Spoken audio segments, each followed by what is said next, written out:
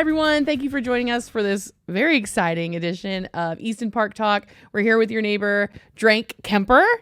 Hi, guys. He is a man of many talents and skills, and we're going to talk about all of them today. Drake, thank you so much for being here. Steve has up on the screen right now movies you were in. Mm. So let's start from the beginning. Gosh. You started as a child star, a child actor. I started as a very loud child in general. Okay. And I think my parents were like, oh my God, we need to harness this somehow. Okay. Shut up.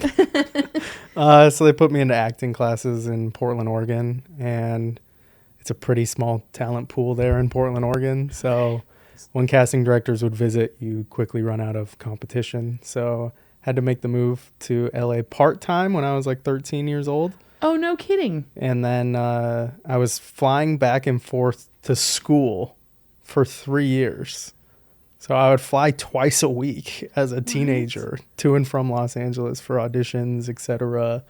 Until I moved down there full-time when I was around 16. Okay, wait. There's so much to unpack, even just there. So you were born in Oregon, Vancouver, Washington, but it's basically Portland, Oregon. Up there. Yeah.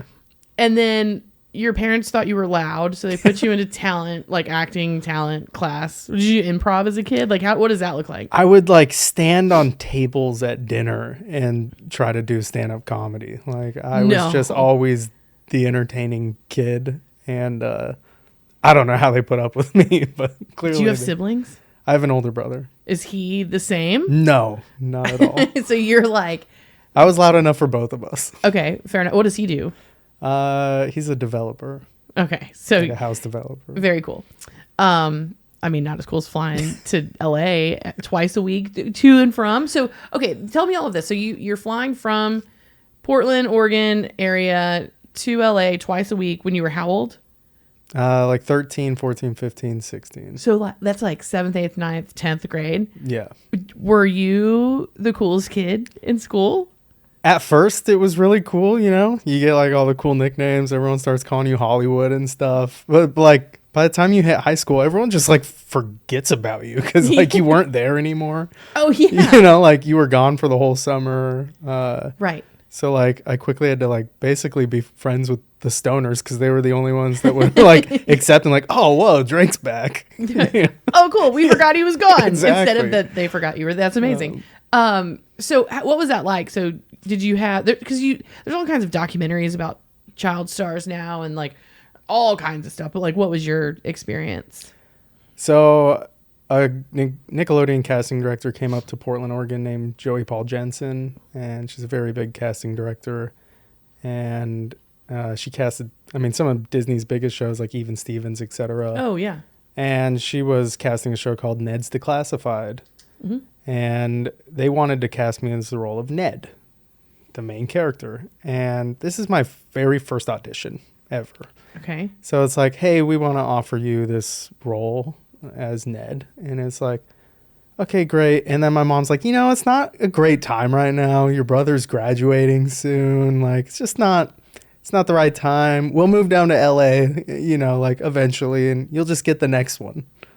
We had no idea. Like, no, you were going to be cast as the main character on a huge sitcom. Like, that's a really big deal. Those don't come around ever, let alone like another one. Yeah.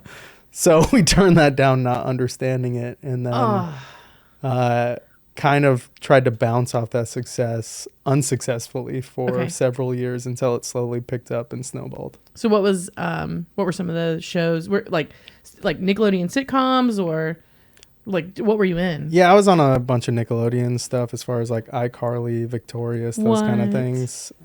Quite often recurring roles, just small bits here and there, but yeah, I was kind of on everything once in a tiny little role, you know, like whether it be like NCIS or iCarly or Entourage or anything like that. You were in Entourage? But like just such a small smidgen of a thing. It wasn't like I was an extra in the background. I have I had speaking lines. I still get residual checks to this day, no matter how small they might be. But Vinny. but I was on, just a lot of things you just probably wouldn't notice. That's really cool. That's like, so what does it look like? Like, okay, so on Entourage, like what, like talk me through what that was like working with those. What is it like? Like, what's the environment? It's always different on different shows because you never know scene wise who you're going to be with. I was a fan of Entourage's show by the time I was on it. Yeah. I mean, I was a young teenager trying to go through puberty. Of course, I was a fan of the show. Sure. So I didn't have any scenes with most of the main characters. E was in my scene, but I was on Lil Bow Wow, who was his client in the show. Okay. I was on his show. Oh, in the show. So. I remember. I don't remember you, but right. I remember exactly. That's my whole career right there. Yeah. That is still so stinking cool. Like, who gets to say that I was on Entourage? It was definitely a cool time in my life. I'm glad it happened. Growing up in LA, I can't say is probably the safest bet for most people. Fair. But we made it out the other side. Okay. You did it. What was your favorite thing about acting? My favorite part about acting, it's definitely not the hot lights and the makeup. I'll tell you that. That gets real annoying because it's like 14-hour days on set that no one ever sees. And it's, craft services, eating cafeteria style, tiny little trailers that they make look really glamorous on TV, but are not very glamorous in real life. But it was probably just the dedication that the big actors of the show have, that the second they say action, it's on and it's a scene and it's real. Yeah. So it transports from, we're in this huge freezing cold warehouse to like, no, this is real right now. That's really cool. It is cool. So you mentioned Even Stevens. Do you remember what the big sister's name was? Ren? Yeah. So I don't know if you remember this, but I think we're around the same age. I think I might be a few years older than you, but they're like where they would have, Disney would do these like, or Nickelodeon, I think Even Stevens was Disney, right? It was Disney. Yeah. So they would have these like the actors and they do little tiny like interviews with them. And I remember Ren in her interview, they asked her about acting and she's like, everybody's acting all the time. Like, true. Like there's really not, I could just do it in front of a camera. And to this day, like I'm 37 years old. I remember like, I don't know why that just like stuck with me, but it was just such a cool thing that she said. And it was just, I don't know. I find it fascinating. I will never have the acting capability of like a mom struggling through life, but making it not a struggle for her kids. Like that's the biggest acting gig ever.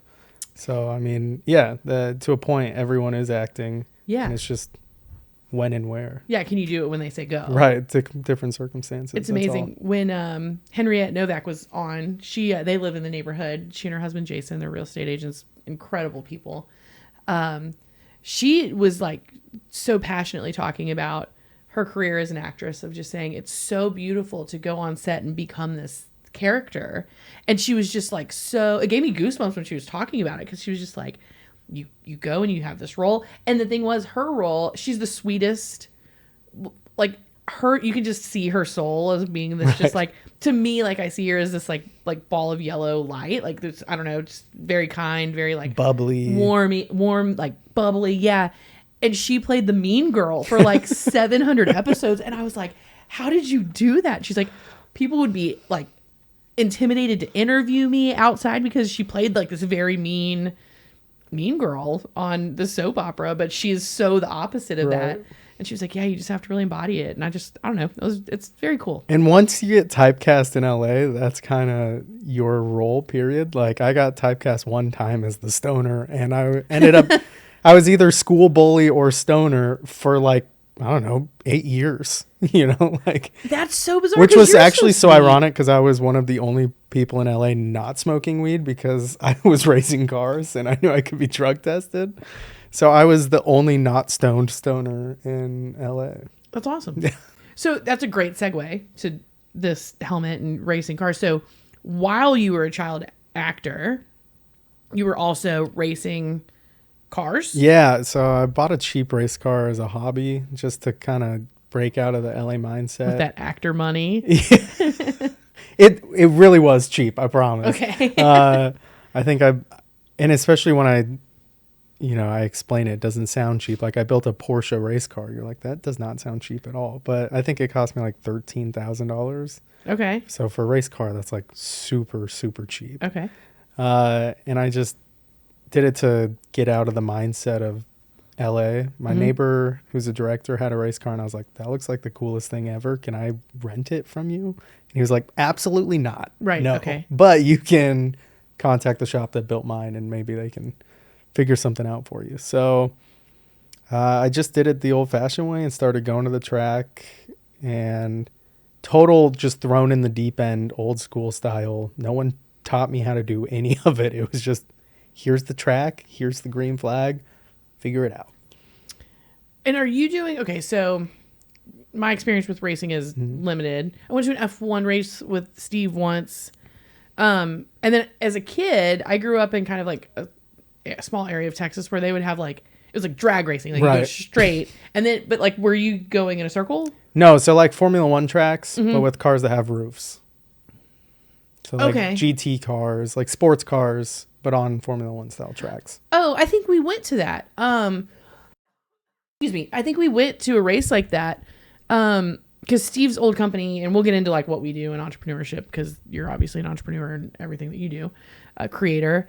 But we went, and it was like Mustangs and Porsches, and like, and they were going around the F1. It was so cool. Yeah, it's so like that kind of racing, really cool. What is that called? Sports car racing. Just straight up sports car racing. There's a lot of different leagues like IMSA or SRO or, you know, NASA, different NASA, I promise, not the space race. They're not one. racing on the moon. Yeah. How cool would that be? Like NASA on the moon, like NASCAR on the moon. You know, I think Cars 4 might have a good chance of going to the moon. Okay. That would probably be pretty good. Love that. But yeah, I ended up being really good at racing and kind of went through the whole club racing ladder and ran out of people to race and had all the track records. And I was like, I'm the best fucking thing that's ever touched the steering wheel. I love it. So then You're I was like, this is hard. I was like, I need to go pro just for competition. Okay. So I decided to go pro and got a little humbled, of course. Okay. Very first lap of my pro career, totaled the car. Like totaled it? Oh, like 540 in the air, 3 ambulance rides, the whole deal. What? Totaled the car. And that was humbling because I'd never had an accident before that. So I was definitely like jumping straight in the deep end again. So you had an accident going like 100 miles an hour. Yeah. Yeah. Cool. I mean, it's the worst way. I mean, after that, it's all easy, right? It's like, all uphill. It's all uphill. You just get it out of the way.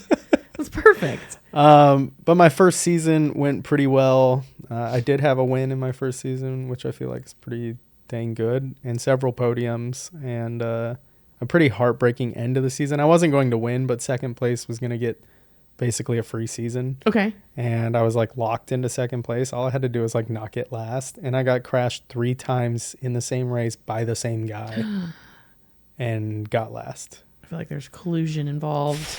I was such an upset gentleman that day. Yeah.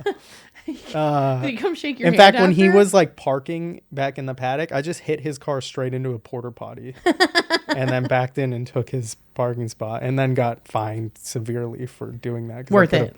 Could have hurt someone in the paddock. I understand why, but how old were you when this happened? Let's see, that was 2013, so I was 22. That's a perfect 22-year-old response. Yeah, exactly. Absolutely appropriate. Yeah. I condone it. And then I fell into a pretty deep depression for the first time ever because I'd never not succeeded at what I wanted to do. Okay. You know, it was really weird. Like, as far as I knew, like, hard work, perseverance, and just fucking luck. Just send it, you know? Every time. Just as long as you fully commit, you know, why not? Yeah. And I fell into this deep, dark depression. Actually, like, threw my back out from stress, gained a bunch of weight, and finally my parents actually came and bailed me out. They're like, we can't have you like this anymore. Like, so it was like your parents were like, hey, we need to intervene here. Yeah. Like there's something. So they ended up paying for me to race my second season, which was huge. Okay. Oh, well, I'm sure, and we'll get to poker in a second, but like there's a lot of like sponsorships and it's very expensive to do that and go like, what does it cost to race for a season? when I was first starting, it was actually pretty reasonable. I say reasonable, but if you don't know racing, it's going to sound incredibly unreasonable. But it was about $65,000 to $75,000 for a season. Wow. Compared to 2024, the same exact class, it's about $325,000. Wow, that's why all those brands are all over those cars. Yeah, and it's not sponsorship's really not as simple as like just slapping a sticker on a car anymore. Oh, of course. It's no longer just like click for views type of thing. It's really all business to business sponsorships and partnerships. And like if you've ever seen an IndyCar race, there's a Target IndyCar. Mm-hmm. So that money actually came from Charmin paying Target for shelf space for toilet paper. Interesting. But then Target not wanting to just like advertise a toilet paper car. So Charmin was like, we'll pay for a Target sponsored car in exchange for shelf space. Win-win. More people go to Target, more people see our toilet paper, win-win. And it's like, that's so confusing. Yeah. No. Well. Or like I raced in the Playboy MX5 Cup. Okay. It actually wasn't Playboy who was paying for that. It was Cialis. But Mazda wasn't going to allow the Cialis MX5 Cup. Yeah, of course. But their number one advertising spot was in Playboy magazine. So Sure. Mazda allowed the Playboy MX5 Cup. Good for all you guys. Just That's like fun. The weirdest business to business deal. But hey, we had Playmates on the podium. So who's mad at that? Stoked, yeah. No one's mad at that. That's amazing. I think that it makes sense, right? And especially in this like very digital world that we're in, it's all online. Like toilet paper's not sexy. No. Cialis frankly isn't sexy, right? I mean, the beginning part of it, but Target, people love Target. Target's Right. sexy. Playboy's sexy. Right. Like it makes sense, but it is like an interesting, I think with any industry, I don't know much about marketing, but just like how the marketing has changed where it's like, hey, we're going to sell Cialis by pumping up Playboy. Right. I mean, it makes it's, you know, it's a little not ABC, but it makes sense. Yeah. It's You a know? bit run around, but Yeah. whatever they got to do. Yeah, and the Charmin, you know, logo, those bears, like that'd be the dumbest looking car with those like bears with the toilet paper, you know? You're like, Have the driver get out and be like, I only wiped my ass with Charmin this week. You're like, yeah. that's not going to sell well. Yeah, no, that's not gonna sell toilet paper. Yeah. But everybody goes to Target, so that's really cool. And $325,000 for how long is a season? Seasons typically, depending on which series, they do Sure. run from January to November, but most seasons are like late March to early October. Okay, So most seasons actually just ended this last Sunday. but that's a long. I mean, that's a long time. That's Yeah, what, so 6 the months. off season for practicing, testing, etc., is actually really short because it's through the holidays. Right. You got to try to get as much done as possible. You got to try to get your sponsor lined up immediately. And then if you're racing big boy cars like I was, like the 24-hour of Daytona is the last week of January. And the official test for that, which is mandatory to race in that, is 2 weeks prior to that. So it's like January 9th. Yeah, so you have like, You really have like Thanksgiving, Christmas. That's it. yeah, that's wild. Yeah. So how do you go about finding sponsorships? Throughout the years, I've had some weird, wild sponsorships for sure. There's actually one on here, this little logo right here. It's a YouTube channel called NARPM. It's a buddy of mine who owns it.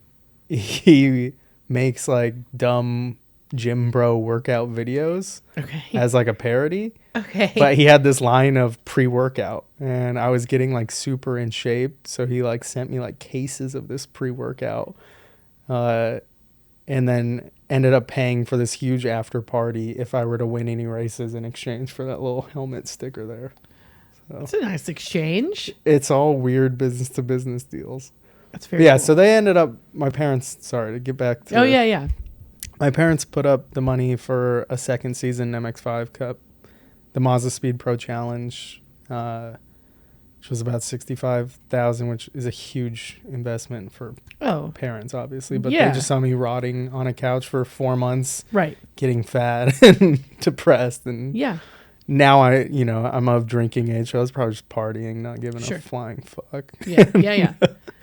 And that season was just, I was on fire. Nothing could stop me. It was like once they told me that they were going to put me back in a car, it was just like the lights turned on and everything went right. And I think I won 10 out of 14 races that year. Oh, no kidding. Yeah, it was pretty unstoppable. And then with the championship, I won like a $250,000 scholarship for the next season to go up a class. God. So you're like constantly working your way Yeah, it's like up. a ladder system. Okay. So I became a Mazda factory driver, and then I needed to lose a lot of weight because I'd been partying all year now, and I was probably like 220 pounds. Is there this is a really dumb question, but is it kind of like a job? Like you have to be a certain size? Like those cars are small. I'm assuming. It's not a dumb question at all. They do trophy weight the cars to like 180 pound driver weight normally. So like if you're a 120 pound kid, they're going to put 60 pounds of weight in your car. Oh, got it. Okay. But if you're over 180 pounds, well, you're shit out of luck. Oh, right. So it's just a negative penalty on you basically. And every 10 pounds is 1/10 of a second a lap. Oof. So it's a lot. Because it comes down to like thousands. Yeah. So like it's a lot that it got you. So actually, like, in that year that I won the championship, I won a race by 6 1/1000ths of a second. So yeah, it like really matters. That's like, so 1/10 of a second. That's like lot. 2 French fries. Like yeah. like it does matter a lot. Wow. So that's so crazy. When I became a Mazda factory driver, I just like turned on this new discipline, and I lost 50 pounds in 54 days. Whoa. I was working out 6.5 hours a day, like 3 chicken breasts, a gallon of green juice a day. That was it. Do you recommend that diet? Not at all. It was terrible. Especially because I was like still intermittently partying like once a week. Green juice vodka, not the best mixer. I'm not going to lie. I would imagine. But we showed up to the first race, and I'd been training like really, really heavily. And everyone was like, he's just coming up from the lower class. He's probably not going to do that great. I won the first race by 6.5 seconds. Which is like a lot. That's like a minute. It was the biggest margin of victory in the MX-5 Cup history at the time. Wow. So it was like, what the fuck? Even the team owner who agreed to sign with me who was also racing, who got second, was like, what the fuck? Which is, because you're talking about like thousandths of seconds. Right. 6 seconds is like massive. Like a lot. Yeah. Like a whole car. Like length, a lot right? of cars. Yeah. Like 100 car lengths. Yeah. Wow. What do you? I mean, that's like like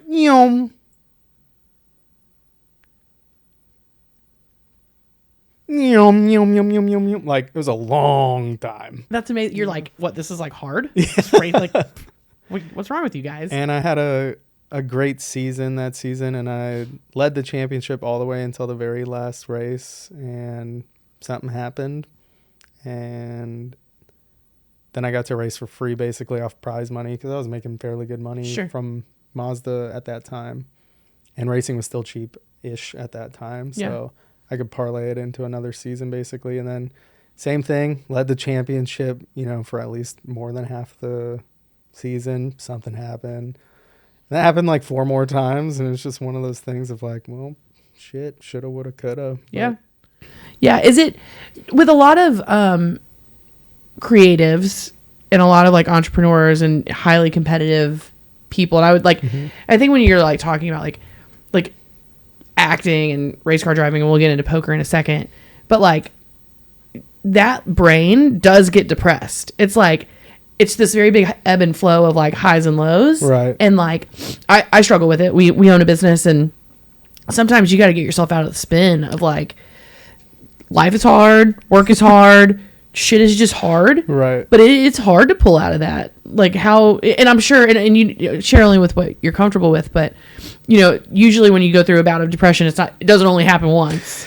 Right. Like, how do you pull yourself out of that? Yeah, the creative brain's really annoying, to be honest. It's the part of your brain that has like the ADHD, if you will. So it like finds new thing, dopamine goes yay, and then it's like finds out good at new thing, repeat thing, repeat until it's completely just deplenished. Right? Yeah. So like press button, get happy, but you pressed it so many times the button broke. Right. Or like press button and all of a sudden the same reaction is less and less and less and less. Yeah. So yeah, when you're successful at it, it's great. And when it's easy, it's great. Yeah. So like if you can just be the best in the world and it's super easy, keep doing that.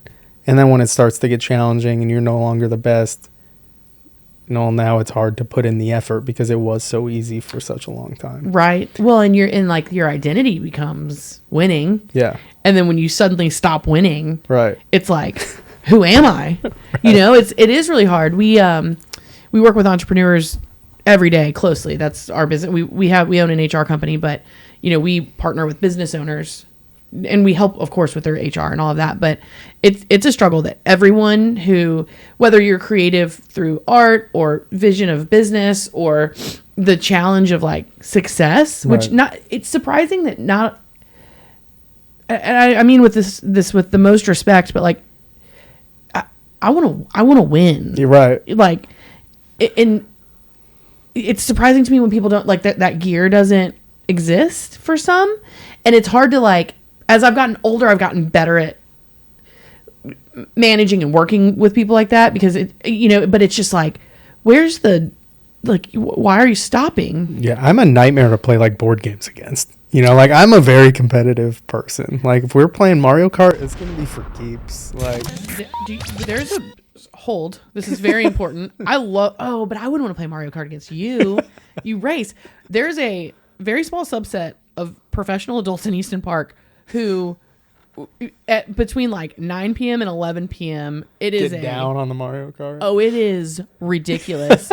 And sometimes during the workday too. And Steve laughs. He won't play Mario Kart. I'm like, just get used to it just for a little bit. Right. He's like, the amount of net worth of the adults in Easton Park that are spending their time and energy playing Mario Kart, like we should calculate it truly, the amount of hours and energy, but like I love Mario Kart. Yeah. I would say I'm decent. I'm new. I've only been playing for a year.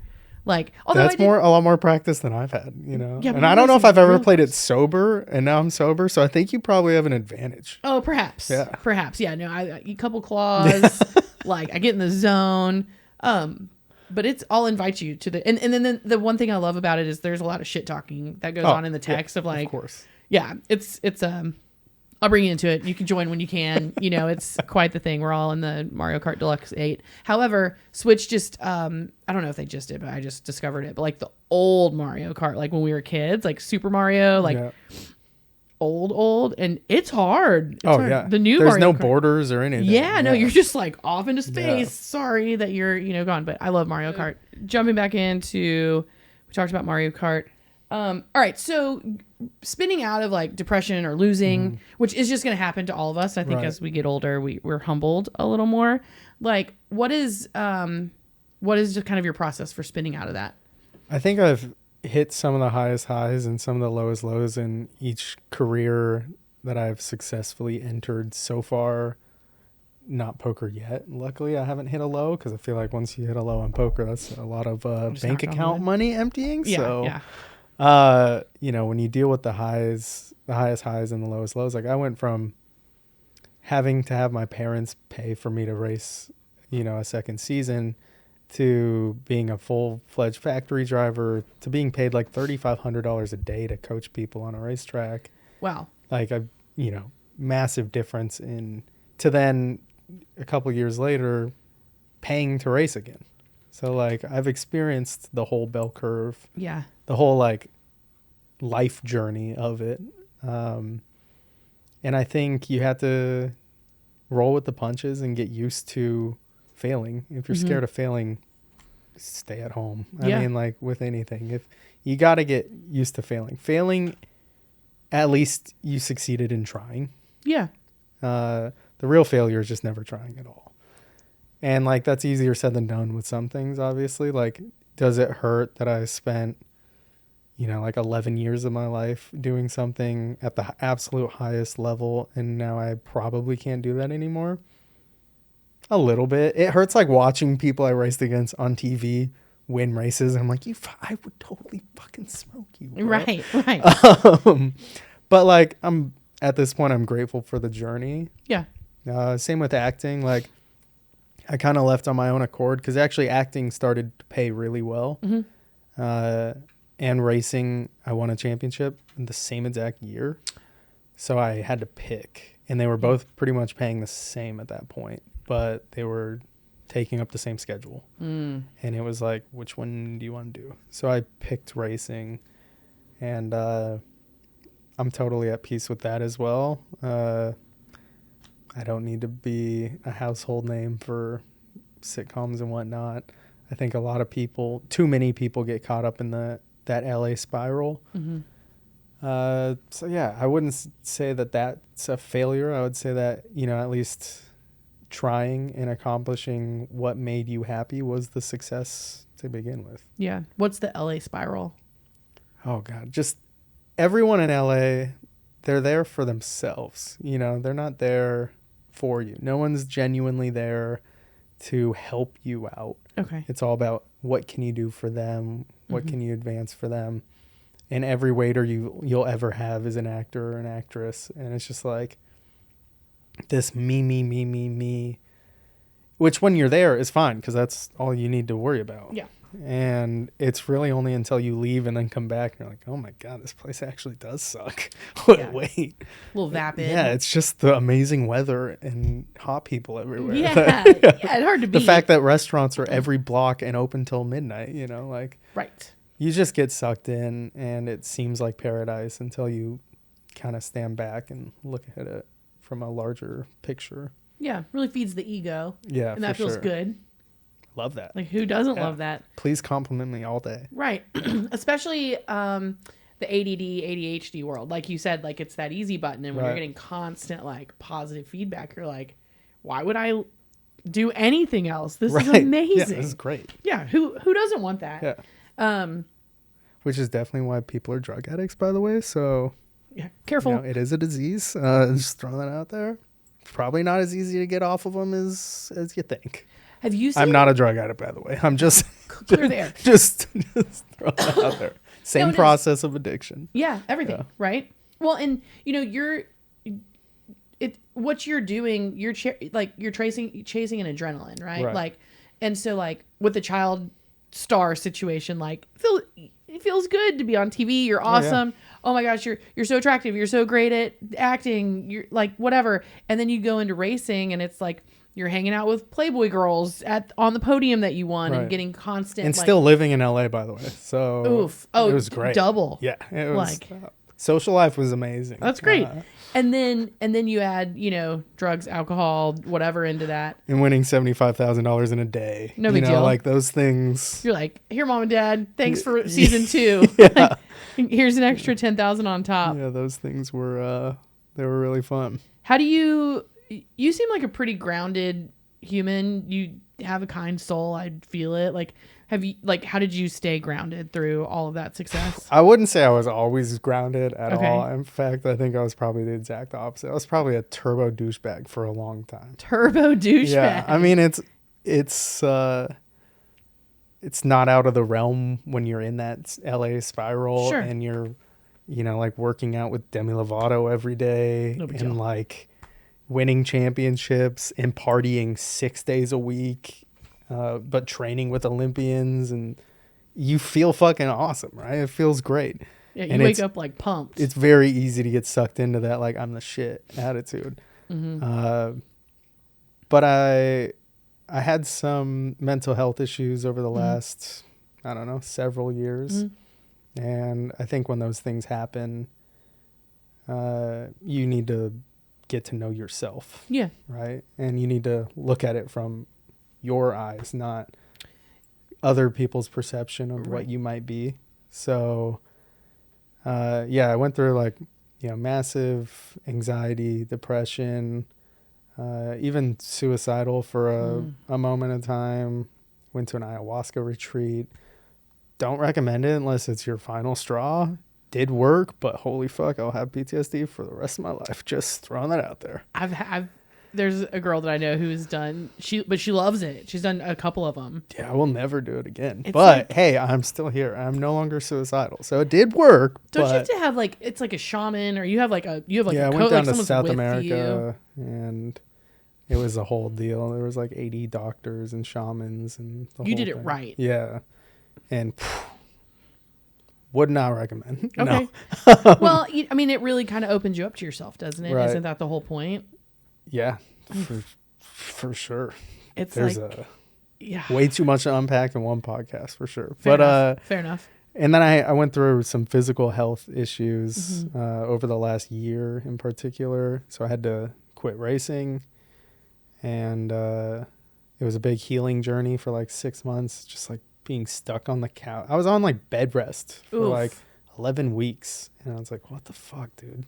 Yeah, like you just went from like peak physical shape, COVID, okay, now you're fat and still drinking, but we tried to do the race car thing again, to ayahuasca, to race car thing again, to just like complete body shutdown. Like, what the fuck is going on? You're just pushing really hard. It was just confusion of where I needed to be in life, I think. And I was, at that time, I was Twitch streaming full time. Okay. And actually had huge success in that as well. So it was another one of those things, push button, get happy, and then you ignore your simple necessities of life, right? Yeah. So I became a Twitch partner, which is like their highest level of streamer in 100 days, which is like super quick. And I was doing that every single day. I did like $1.6 million in revenue selling Pokemon cards. Cool. Out of my house, but I was my only employee, so I was a lot of fucking boxes to pack up. I was just burning myself out. Yeah. And then when I got physically sick, everything stopped, right? So it's like, what the fuck? Dude? Yeah. Like, okay, we need to take a step back. We need to really reassess our situation. Got like sober for realsies, not like the 20 something times I'd gotten sober before. Yeah. And I was just bored shitless at home, and I was just fucking around on like Instagram and saw that the World Series of Poker was in Choctaw, Oklahoma, and I was like, that sounds close to Austin. Yeah. Drive. Yeah, I'll just drive up there. And that was January of this year. So you just started playing poker. Yeah, that was my very first poker tournament. But wait, because we've played poker together before. I say we've played poker together in the same room. I luckily was not at your table. I think I was at the other table. I used to be a drunken cash player. Okay. So big swings in either direction. Yeah. Very gamble way of playing it. I had to like relearn how to play poker when I got sober, and tournament poker is like a completely different style than cash game poker is. So it was another humbling experience for sure. Like something I thought I loved and was good at. No, turns out you're fucking garbage, bro. Like, figure it out. Well, poker is such a my husband and I love playing poker. Right. And like love it. We love it. Come on down to the Easton Park Poker Club. Yeah, come to the Easton Park Poker Club. It's so much fun. Really nice people. Really, really nice people. It's a cool group of people. It's a really It's like group therapy. It is. Where we take each other's money. Yeah, and it's, Steve and I, he used to drill me on like the top 10 hands, how you would raise the blinds, like you're, what position you're in based on, it's so much fun. But we you sit at a poker table with people, at least in Easton, like in the Easton Park Poker Club, we do 2 tournaments a year. And everyone really likes the tournaments. But for like just the ease of being able to come in and out, people got to put kids to bed and dinner and, whatever. So cash just makes sense for like the Easton Park Poker Club. But like I would prefer to play a tournament. It's just, I like the pace. You have to keep moving. Right. Like you have no choice. It can't get boring, because if it does, that means you're just failing. Like you're going. Yeah, you're going to go home. Yeah. Night. Like that's it. But like what I love the most about poker is the the psychology of it, and Steve tells me this all the time. I still play my cards over people, but he's like, you gotta play your people. Like watch with it. He's like, always like start with the guy to your left. Like what are they or girl? What are they doing? And just like learning the behaviors. Right. You get to see how people win and lose with money, which is like. Some people don't lose well, and some people don't win well. Some people are dicks, like either way, like That's true. It's just a really interesting way. And we've met some of our best friends playing poker because you you get to know them on such a deep level and for so long. Like, Right. you sit there for hours. That's my favorite. So all those things, all those tendencies that you might notice in people, next time try to pay attention. As they drink, all of those will just get like louder and louder and more magnified, and they won't realize it. Right. Right? Because they're drinking. I mean, you know, you're the best when you're drinking. Fuck yeah. Yeah, there is a bell curve. I had a very long party career, so I'm always fine with people partying around me. Right. I was a very successful partier in my day. Okay. So I'm never like the oh, please don't drink around me person. You know, like no, I was the terrible person having 31 shots when you were having 4. You know, like Sure. But now being sober, I get to notice all these things that I would have never noticed. And yeah, if you have a slight tendency of like gulping when you're lying, or you know, like breathing heavy, or looking, you know, nervous or around, or asking for something, Sure. all of those things will just get magnified when you're drinking. Yeah. Yeah, it's interesting. I like socially, like I play poker very socially. I love to have drinks while I'm playing poker. Like I pretty much know I'm going in to lose like $100, Right. whatever. But I like the social aspect of it. Steve has recently quit drinking, and he's like, when he's like, playing poker sober is a completely different. It is. It's a totally different. It's game. hard. You got to relearn everything. Yeah, It's weird. and people too. And then you deal with like, you know, people that are like, I don't know, you're just dealing with people that are drinking, and I'm usually one of those people. But tell some poker stories from the road, man. Like, what are some tournaments you've been in? You cashed for $30K one time. That's pretty cool. Yeah, you cashed for $30K. I did. Yeah, I've had a pretty successful little run in the last 6 months. Okay. So January was my first ever poker tournament, and yeah, knew nothing, but I was like, this is fun. I can learn how to do this. And that's when you drove up to Oklahoma. Yeah. I was like, I can learn this. So I just started trying to learn, you know, like why not? And ended up, like I always do, just jumping straight in the deep end and committing in May to going to the World Series of Poker in Vegas and just fucking sending it. And that was a terrible idea. Okay. Fair enough. I think I probably lost like $37,000 in the process. No big deal. Yeah, no biggie. But I was learning. I was actively learning, and I wasn't there just, you know, just tilting and getting upset and just, you know, throwing it all on gamble. Like I was learning from my mistakes and slowly getting better habits, et cetera, and learning this kind of life on the road. And then just started going to, you know, different World Series of Poker circuits from there. So like back to Choctaw, it's Oklahoma. It's not the best stop on the calendar for sure. And then had a little success there, probably like a $3K profit for the weekend. But like when you're coming off a $30K loss, $3K profit seems great. Paid for your trip. Yeah. And then Cherokee, North Carolina, here like a month and a half ago, 2 months ago. Okay. Had a really good stop. Cashed 4 out of 6 tournaments. Made 3 different day 2s. Made the final 3 tables 3 different times. Okay. And almost won a ring. I got 3rd place in this $2,200 high roller tournament for $30,818. And it was we were all so even in chips that it was whoever hit the card. So yeah, there's my 6-month total right there, basically. Whoa. So in the last 6 months, I've earned $80,000 in earnings. Obviously, not all that's profit, right? You gotta calculate in your flights and Sure. your hotels and your buy-ins and those kind of things. But it's definitely been a profitable last 4 or 5 months, and we're about to go send it real big in Vegas again. And in a week and a half for the North American Poker Tour. So we're going to spend we are in the profit, by the way. Okay. So now if we erased Vegas completely, we erased all that debt that we had accrued, and we're in the profit. So that's good.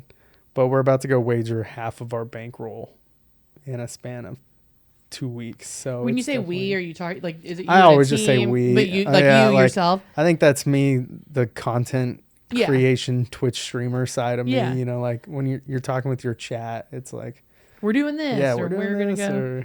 or, So like when you watch, we love to watch poker, and so like when you're, do you have those guys like that are like, yeah, like they're there like cheering you on, or do you pretty much go by yourself? Yeah, I go completely by myself always, but like you'll end up getting a rail whether you want one or not, and whether it's a positive one or not. Like at that final table in Cherokee, North Carolina, I was being super anti-sweated because everyone on the rail had action for both of the other two guys that were there still. Okay. So they did not want me to win. So anytime I'd rake a pod, I'd be like, "Are you fucking kidding me?" And I'm just sitting here like, "What the fuck? I'm just trying to play my game." 4 a.m. We're in this huge, huge conference center, exposition center room thing. Yeah. Imagine like the Las Vegas Convention Center, empty. All of the tables are empty. Everyone has gone home, but there's one table in the corner, and now for some reason there's 15 drunk people yelling at you. Screaming. Yeah.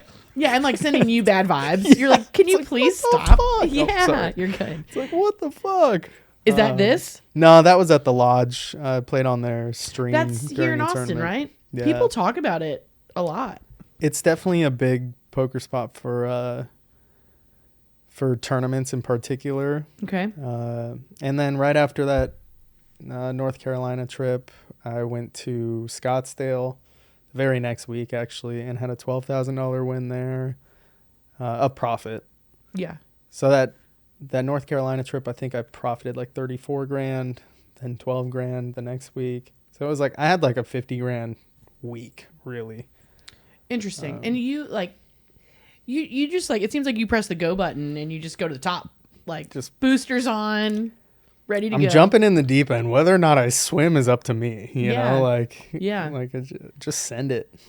So what's your favorite aspect of poker? I think that's a tough question, actually. I think it definitely, I still get the high from the winning money thing. Yeah. Who doesn't? I like money winning good, you know? Yeah, that's the good button. Press it. But I really think that controlling your emotions and learning patience and being able to turn yourself around when you are like starting to tilt and like, oh my God, I can't believe that just happened. And like, you need to reel it in. You need to get your shit together right now and control yourself before you start doing dumb shit.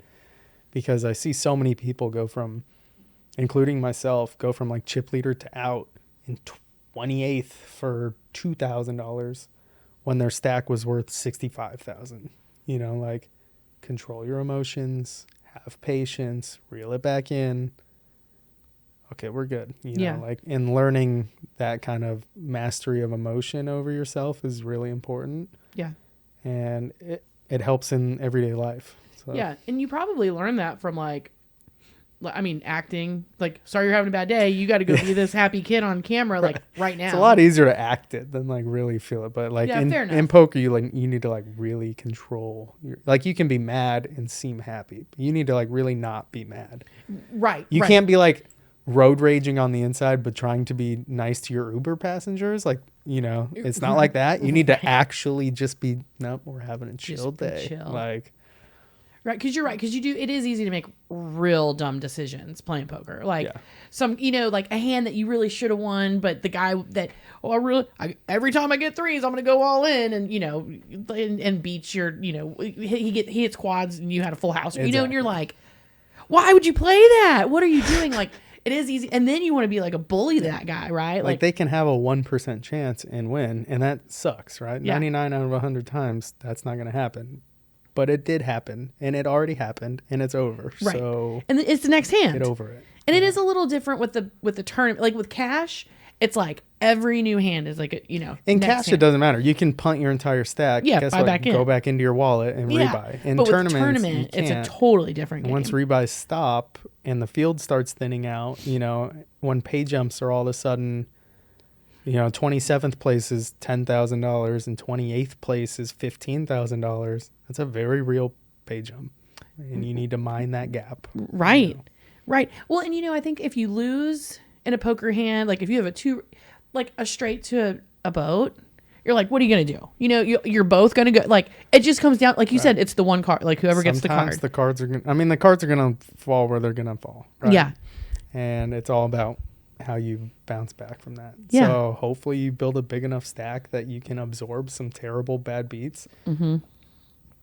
Prior to this year, I had never even seen quads on a poker table, and I've probably lost to them 60 times in the last 2 months alone. Dang. Like It happens. It happens. The more hands you play, the higher variance, the more you're going to see it. So Yeah. it's all about, sticking it through. Yes.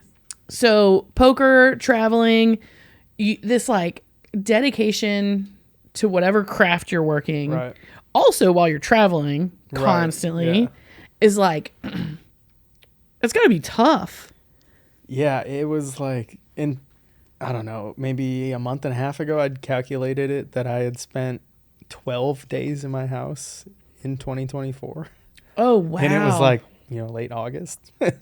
12 days? Yeah. And not all together. No. I've just been Oof. traveling that much that it's wild. So I definitely have been living out of a suitcase, try to work out in a hotel gym every morning, try to take my vitamins, stay on top of it as well as you can. But I just enjoy it. I enjoy throwing myself out there and seeing if I can reel myself back. It seems like I've done that in everything. Yeah. Why not just full commit until it stops working? So what do your parents think about all of this? Oh, God, I'm sure I worry them every day. Okay.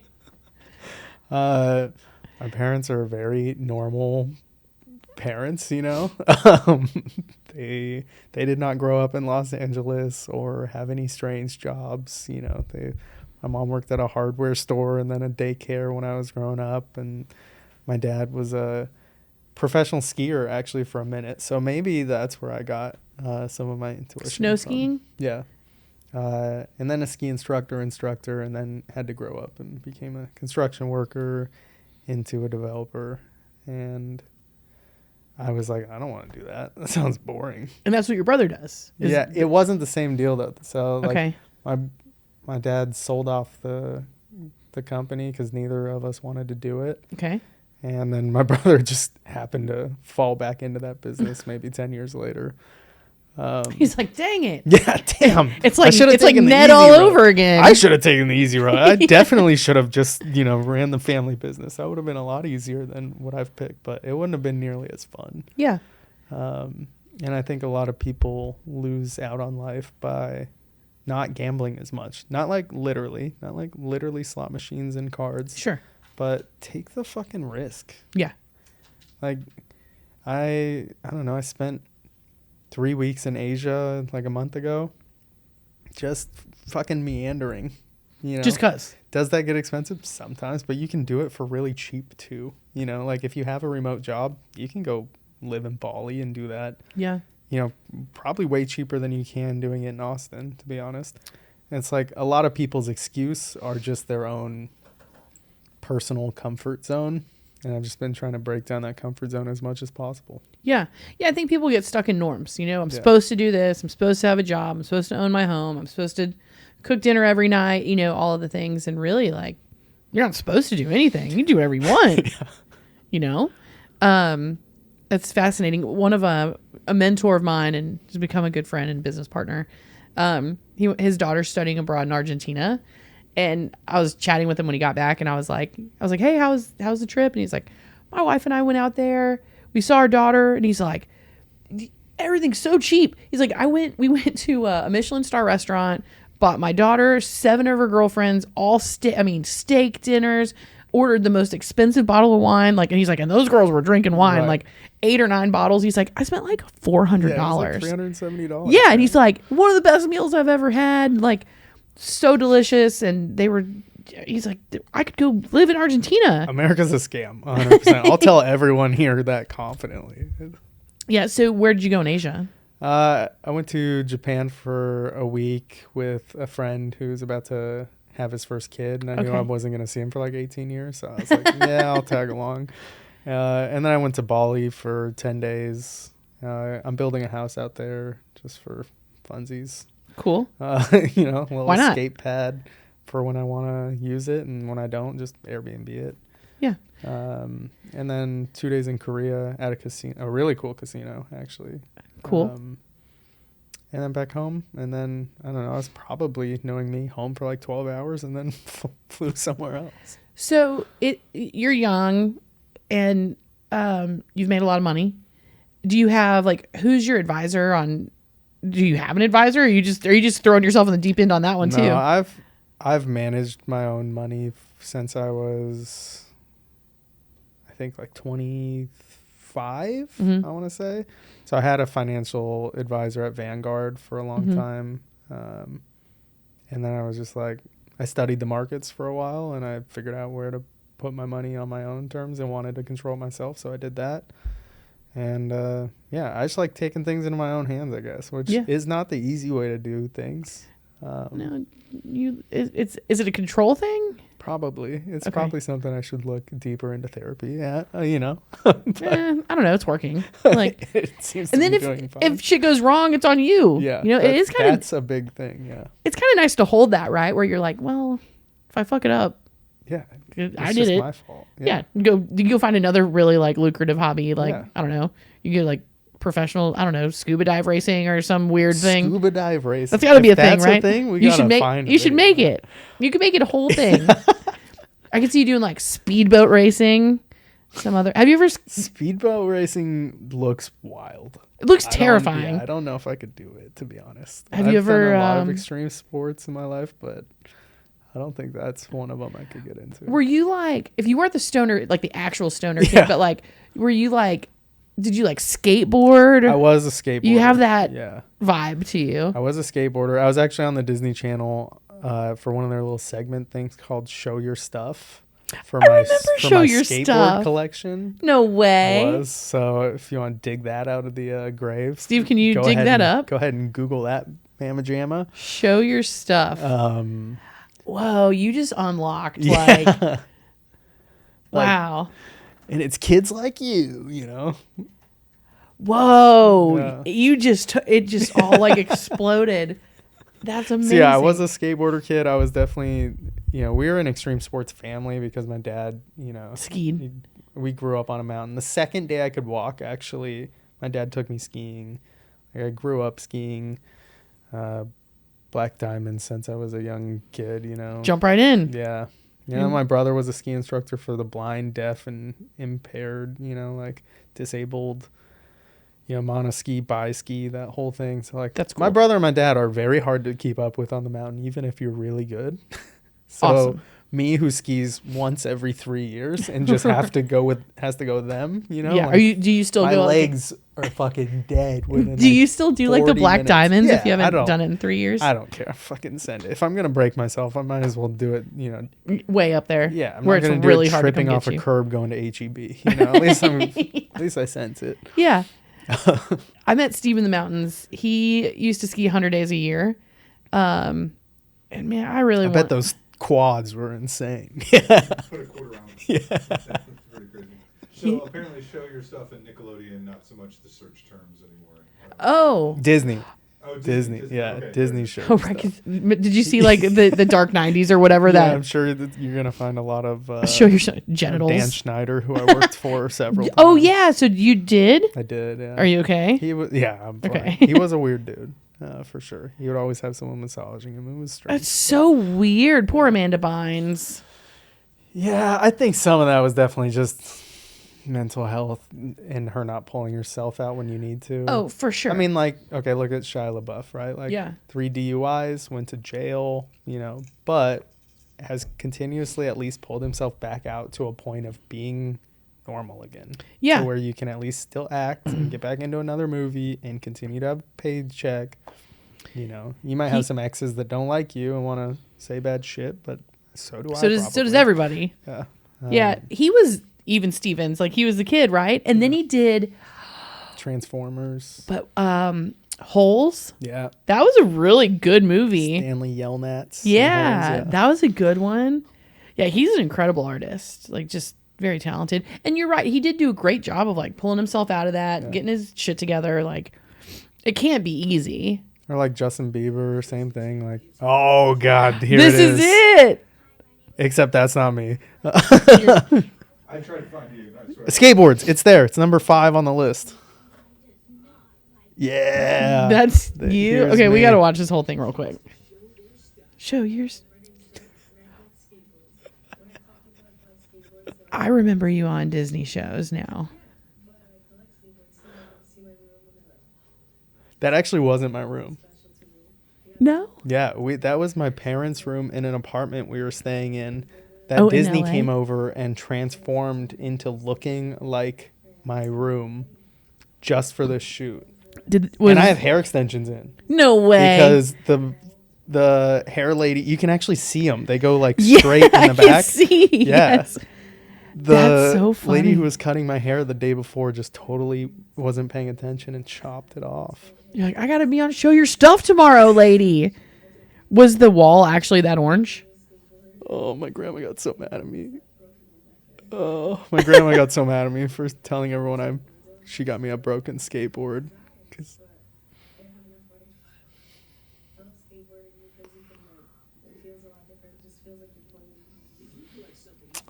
yeah. Dang. That was wiped from the internet for like a cool decade, and someone found it on a hard drive somewhere. That is flipping awesome. I remember the chick with the bugs. I do remember the skateboard one. I remember as the snow globe girl. Oh, I vaguely, that just almost hit my brain. Yeah. There's some strange ones. There was. Like, we're like, whoa, you collect. That's such a great. That's amazing. Can you find the snow globe one really quick? Because I can almost see it in my mind, but It's probably in that same playlist if you just scroll snow down. globes. Wow, that's so okay. So they put hair extensions in. Yeah. They transformed my parents' room in an apartment to look like my room. and did I was you? sleeping on a couch in that apartment. Like I didn't have my own room. That's. Oh, she's so weird. Where's Maddie now? I guarantee she's an actress. She looks like a friend of mine, Cameron's sister, and I'm willing to bet because he was on Disney. I'm willing to bet they were related.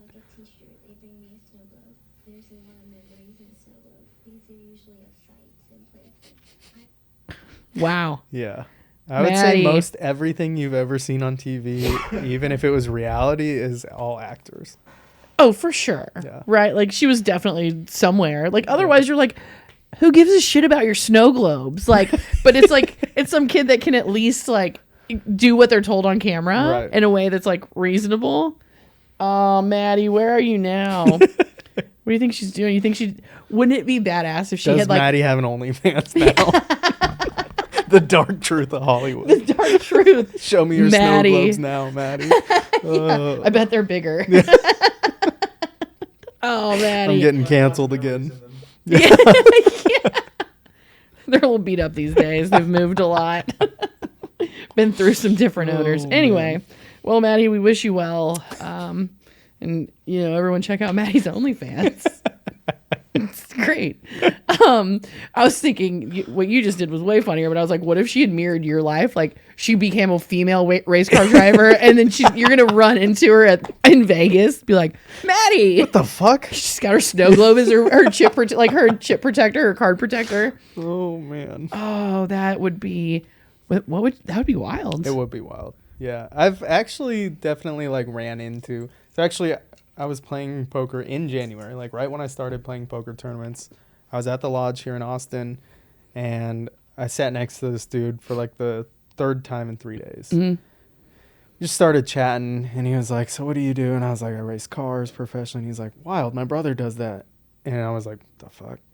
It's a very small world. Very small. Like a professional race car industry in the United States is maybe like 80 drivers. Okay. And so it's like, I definitely probably know your brother. And he's like, yeah, John Miller. And I was like, oh no, I'm friends with your brother. What the fuck? What? So it was just wild that like way too small of a world. Why are you here in this strip mall in Austin playing poker? Right. And we actually have like a very similar life as well. Not that we just both know his brother, but like he spent some time in LA doing stand-up comedy for a while. He's on the sober train. He's played professional poker for a while. And yeah, it's just like too strange. It is.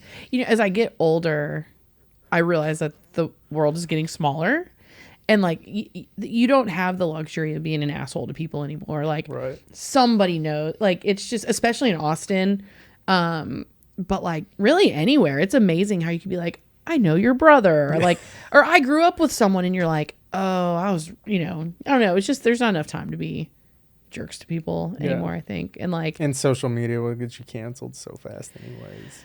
oh yeah, it's a whole new world. So are you active on social media? I know you did the Twitch thing, but that's like different, right? Than like, Yeah, Twitch is all live, so you can definitely get canceled doing that. But I luckily didn't, even though I drank heavily on stream every night.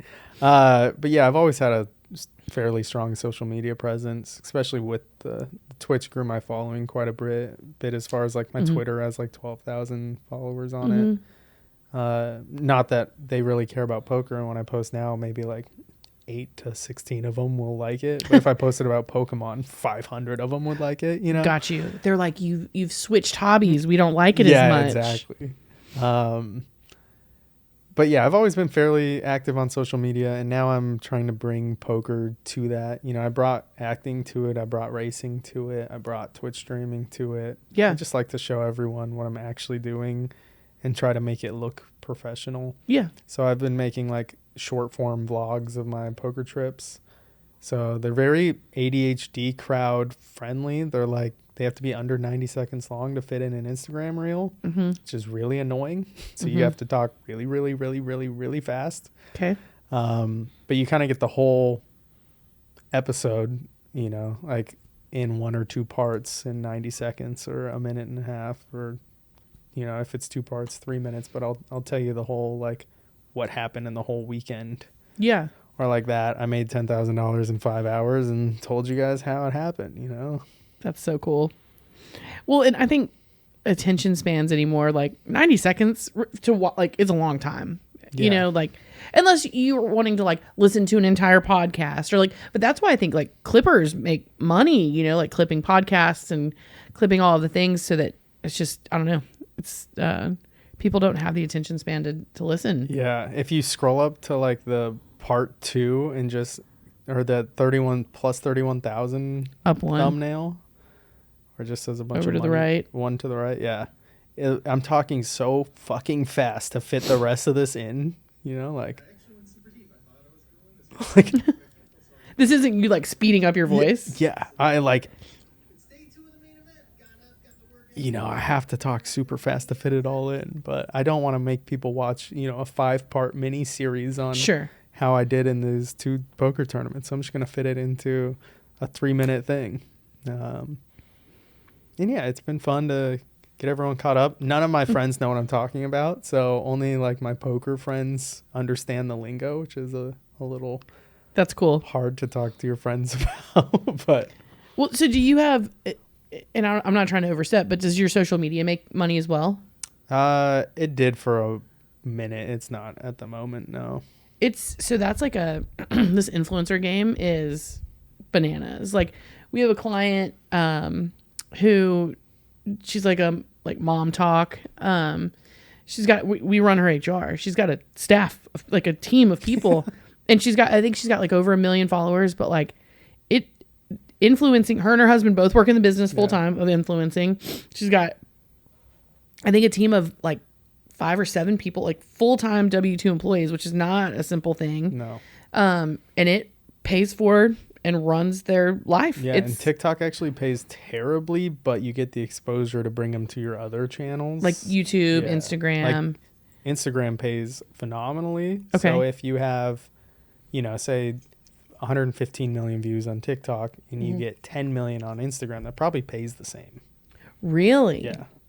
So if you can bring some of your audience over to Instagram, it's worth spending all that time on TikTok. Yeah. Yeah. Well, that's really interesting, because like the world of its marketing is changing, and it's all about social media, like, which is just, I've been out of it for so long. Like the last time I got on my Facebook was, we'd gotten married. This is 10 years ago. Okay. Like we've been married 10 years. And he was like, I think a couple of years in, he was like, can you like log on and accept my marriage request? And it was like, yeah, Yeah, no problem. And before that, it was like, can you just say that we're actually engaged, like on your, just because, so that like it Can you shows like add me as a friend? yeah, like shows him as like pending, marriage pending, whatever. I got really like, it was really unhealthy for me to like, Yeah. it's just not real. It's so not real. Like and like logically, I couldn't give a fuck if you ate a scone for breakfast. I don't care. I really don't. And really, like, if we're gonna all be really honest, no one cares about kid pictures. Like, Right. we have nephews and nieces. Like, my siblings send me the photos that I want to see, and I'm like, oh, that's really cute. No one else. It's like when if I were to show you a photo of my nephews right now, you'd be like, I don't care. Like, I mean, you'd probably be very polite and be like, oh wow, they're so cute. But like in the back of your mind, you don't care. Right. But then it's also just like, people only post the good stuff, and then I think it like triggers our brains to be like, oh my god, their life is so much better than mine. Click button, get happy. Yeah. Dopamine. I think social media is a great tool for learning, and that's about it. Other than that, it's very dystopian, and you'll never realize that you're just sitting in a dark room doing absolutely nothing, because it feels like you're going down all these loopholes and rabbit holes and journeys and blah blah blah, without realizing you're not fucking moving until you need to get up to pee again. Right. That's probably been an hour and a half since you were doing that. Right. And time flies. Yeah. Like, I have to stop my TikTok. Like, I love just like, it's fun, Right. It's like sometimes I like turn the mind off and just like scroll through TikToks. But as they've started advertising more, and it's like TikTok shop this and sponsorship that or whatever. Everyone's I'm like, selling something on TikTok. Yeah. I guess it's all TikTok shop now. yeah. And it's just like, I don't know. I've kind of fallen out of it, but you can lose hours. Like, I'd rather lose hours to Mario Kart, to be honest with you. At least you're practicing something. Something. Yeah. Like, you're gaining a skill. There's just no skill to the scrolling, And it's expensive because you're like, oh, and they're very good at mind fucking you. Much fucking money. Right? You're like, I need that weighted blanket that lights up at 8 a.m. to wake me up. Yeah. Like, I'm going to sleep so good and wake up so good. It solved all my problems. When I was traveling in Bali, right? Like, I was full on vacation, 3 meals a day out, staying in the most insane hotels you've ever seen. I spent 5 times less money than I spend when I'm here scrolling on social media. I'll spend 15 grand in Austin, no problem, a month sometimes. And then when I'm on vacation, like $2,700 maybe. Yeah, like 5-star hotels, Yeah. like the best wine, the best. I guess you're not drinking, but I had the best this whatever. 8,600 square foot villa with a full double Olympic pool just to myself in Bali. For like Had a 24-hour butler. what? All on points. IHG points. Didn't spend $1. $0 hotel room. Wow. You mean mansion? Yeah. Oh yeah. It was Like- definitely like it could have fit a family of 11 people. Okay. It was disgustingly large. Did you sleep in a different bed every night? No, because I didn't want to be mean to like the staff because they were so like Oh, fair enough, because they'd have to like clean, the bed. double clean everything. Yeah. So the staff were so nice to begin with and showed so much hospitality that I was like, I'm just gonna make this one area dirty. But I like FaceTimed my family and friends the whole time. Like, I wish you guys were fucking here. Yeah, like you got points. This is Come, there's huge. plenty of space. So it seems like you do a lot of stuff alone. Yeah, almost everyone. Is that kind of your like?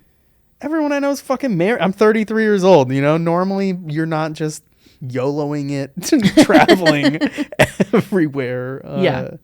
Doing what you want to do, spending time on hobbies. But I think people should do a little more of that. Yeah. Yeah, so like traveling alone, eating alone, racing alone, playing poker. I mean, you're in these kind of like solo things, which is like scary for a lot of people, like super scary. Yeah. So you've overcome fear, you've overcome like failure, you've Right. overcome depression. Like where's that courage come from? I think from failing. Okay. I think the more you fail, the more you get used to it, the more you realize that failure isn't the failing part, it's the never trying it. Yeah. And I think if people put themselves out there a little more and got embarrassed a little more and failed a little more, it would help their life in most aspects a lot. Yeah. Yeah. So you've been a star. You've been on What's My Stuff? Is that what that's Show your stuff. Show Your Stuff, which just is a terrible name. Show your stuff. Terrible. Like, okay. Instantly cancelable in 2024. Yeah. Sure. Yeah. Isn't it amazing? Like the thing. Anyway.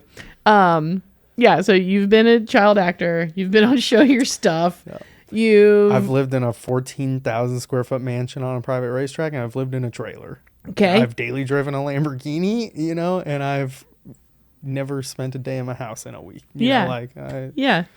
You've I've done just about every up and down there is to do that you can at least just comfortably bounce back from, and we're still here. Yeah. How do you like? It seems like you're very okay with discomfort.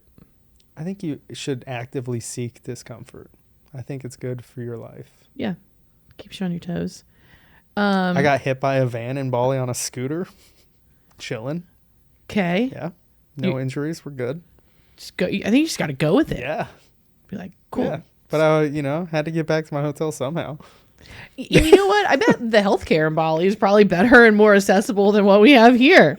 I think it's actually the only thing that's more expensive in Bali. Like medical treatment? Yeah. You can have a 3-bedroom house with ocean views and a pool for like $300,000, but when it comes to like non-insured surgeries, yeah, they'll do a great job, but it's going to cost you a fuck ton of money. Got to sell that house. Yeah. Got to sell that house. Exactly. So you've been a child star, you've been a race car driver, you've won championships. You made a ton of money doing poker. We're working on it, yeah. What hopefully in a short span of time. Yeah, hopefully I'm going to try to break the $100,000 profit mark by the end of the year. Awesome. What's next for you?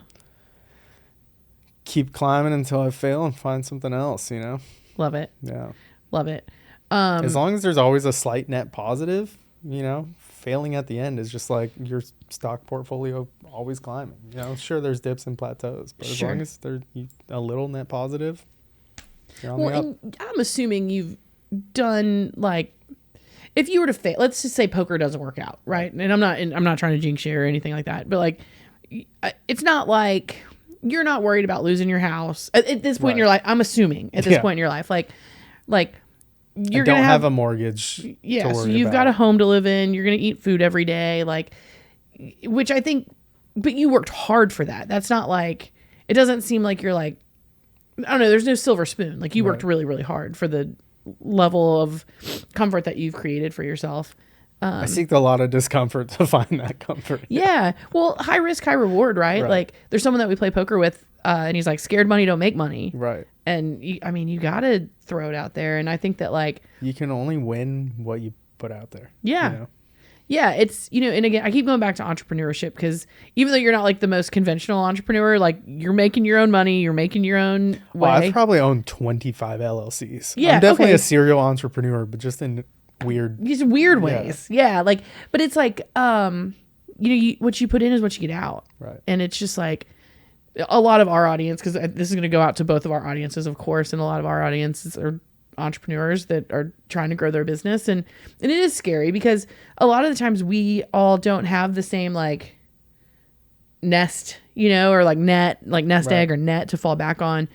And some of us do, some of us don't, especially like people that are just starting their business. Like it is scary to step out of like what society is. You get out of college, you go find a job, you work that job for however long, or you find another job, and you work till you're 65, and then you retire, and then you have like this short time while you're old to like enjoy your money or your life or whatever. And it's like, it just seems so wrong. Yeah, my grandpa definitely built a good amount of wealth in his life, and my grandma still passed away with places that she wanted to visit before she died. And she, it just wasn't comfortable to travel anymore. So I vowed to never let that happen to me and go see the world while you can. Yeah. Do you want to go travel the world at 70 years old? No. No. Go see it when you're 30, 20, 40, 50, go see it while you can. Will it be expensive? Probably not as much as you think, to be honest. If you turned off TikTok for a week, you could probably afford that trip. And just seek discomfort. Be kind to strangers.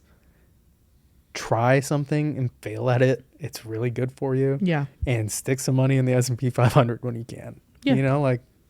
It's a pretty good step to financial freedom, or at least just freedom in life. Yeah. Yeah. Well, and everyone's like, I think that like financial freedom is so subjective because like to you, it might be something different than it means to me, to Steve, to anyone else. Right. Like, I think that like, so I'd read I something. grew up in LA where bigger number, better person. So I'm definitely always chasing too much. Yeah. I had no reason to daily drive a Lamborghini, you know, like, but I did But it if you anyways, could, you know, what do you drive right now? BMW SUV. Okay. Not Mater. No, not Mater. Mater wouldn't make it. Okay. Fair enough. Oh, that's so funny. I think that, no, I think it's really cool. I am so thankful that you came to hang out tonight. And Yeah, absolutely. it's Thank just you been guys really, for having me. yeah, this is amazing. Yeah. So everyone, thank you so much for joining this episode of Easton Park Talk with Drake. He showed us his stuff and, and we'll see you next time. Thanks, guys.